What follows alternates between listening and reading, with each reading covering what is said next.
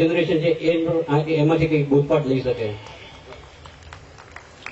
देखिए मित्रों, सेना में जो जवान होता है ये युद्ध की भूमि में मरने के लिए जाता है, इसलिए कि उसको तनख्वाह मिलती है। उसको तनख्वाह मिलती है, इसलिए वो सेना का जवान युद्ध की भूमि में मरने के लिए तैयार नहीं होता है। वो मरने के लिए इसलिए तैयार होता है, इस मिट्टी को प्यार करता है। अगर आप अपने जीवन में किसी चीज को प्यार करो, मैं आपको एक उदाहरण देना चाहता हूं तो आमतौर पर महिलाओं का स्वभाव कैसा होता है, मैं गलती करूं तो सब माताएं मुझे क्षमा करें क्योंकि मेरा नाता थोड़ा कम है, लेकिन असेसमेंट मेरा गलत हो जाए तो मुझे क्षमा करें।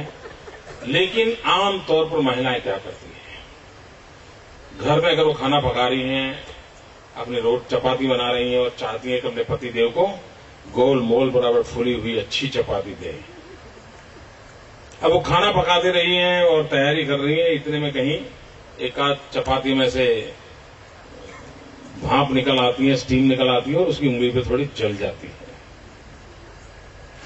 तो वो कुछ दवाई वगैरह लगाती है, लेकिन हर पल देखती है घंटी कब बजेगी। वो इंतजार करती हैं कि पतिदेव आए और ये चाहती हैं कि पतिदेव मेरी उंगली में जो जो जलन हो रही है इसको वो फील करें, और वो भी चाहती हैं कि बच्चे देखते ना हो तो उस पर फूंक भी लगा दें।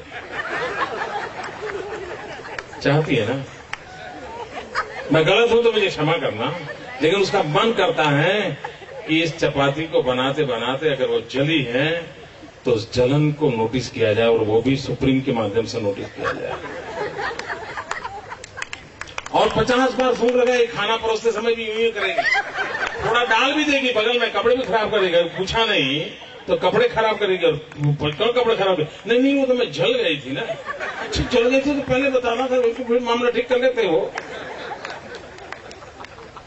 लेकिन वही मां, वही महिला बाजार में सब्जी लेने गई है, साड़ी का स्टॉल लगा है, डिस्काउंट 20% है, क्या होगा, सब्जी बाजू में और साड़ी की दुकान में जाएगी, और साड़ी की दुकान में बढ़िया बढ़िया साड़ी है, 20% डिस्काउंट है, उसका मन करता है ये लो वो लो ये लो वो लो, और इतने में खबर आती है कि फलाने मोहल्ले में आग लगी है।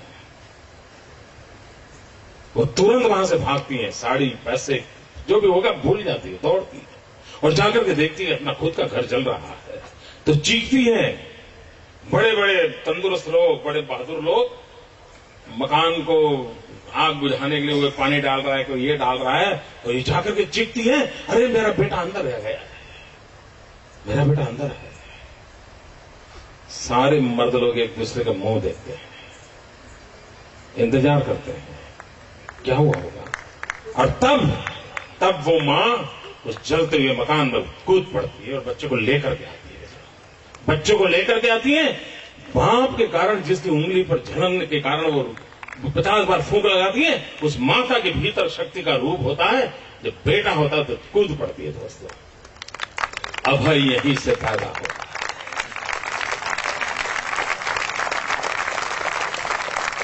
निर्भय यहीं से पैदा होता है।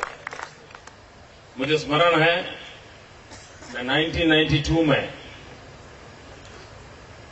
श्रीनगर गया था, लाल चौक में तिरंगा झंडा फहराने के लिए, और आतंकवाद बड़े पुरजोर में था, और आतंकवादी हिंदुस्तान के तिरंगे झंडे को जमीन पर रौंदते थे, उसको जलाते थे, उसको अपमानित करते थे। तिरंगे झंडे से अपनी कार साफ कर रहे हैं, जूते साफ कर रहे हैं, और कैमरा के सामने सब करते थे।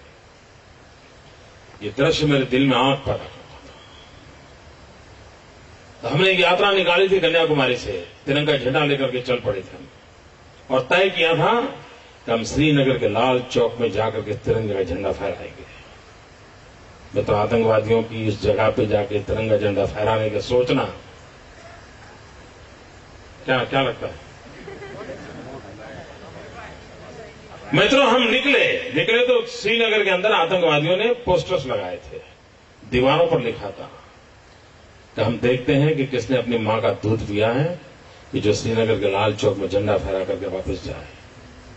जब मैं अपनी यात्रा कन्याकुमारी से लेकर के चलते चलते हैदराबाद पहुंचा तो मुझे वहां से वो पोस्टर वगैरह के फोटो ये सब मेरे पास आया, और मैंने हैदराबाद से अपनी स्पीच बदल दी। मैंने अपने भाषण का रंग रूप बदल गया, मेरा भीतर से आवाज उठने लगी। और मैंने हैदराबाद की सभा में ललकार किया था। उसके बाद में 1 महीने के बाद 26 जनवरी को श्रीनगर के लाल चौक में पहुंचना था। और तब मैंने कहा था मित्रों, उस समय की अगर वीडियो क्लिपिंग होगा तो आप देख सकते हैं। और मैंने भरी सभा में हैदराबाद में कहा था, मैंने कहा मुझे आतंकवादियों ने मुझको ललकारा है। और आतंकवादियों ने कहा कि किसने अपनी मां का दूध पिया है जो 26 जनवरी को श्रीनगर के लाल चौक में आकर के तिरंगे का झंडा फहराया है। और तब जाकर के मैंने कहा था कि मैं 26 जनवरी को सुबह ठीक 11 बजे श्रीनगर के लाल चौक पहुंचूंगा। मैं बुलेट प्रूफ जैकेट पहन करके नहीं आऊंगा, मैं बुलेट प्रूफ गाड़ी में नहीं आऊंगा, हाथ में सिर्फ तिरंगा झंडा लेकर के आऊंगा। और फैसला 26 जनवरी को श्रीनगर के लाल चौक में होगा, किसने अपनी मां का दूध पिया।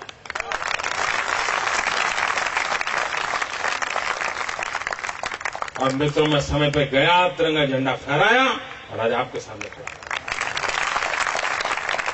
ये मैं आतंकवादियों से आज नहीं लड़ रहा हूं मित्रों, बड़े लंबे अरसे लड़ रहा हूं।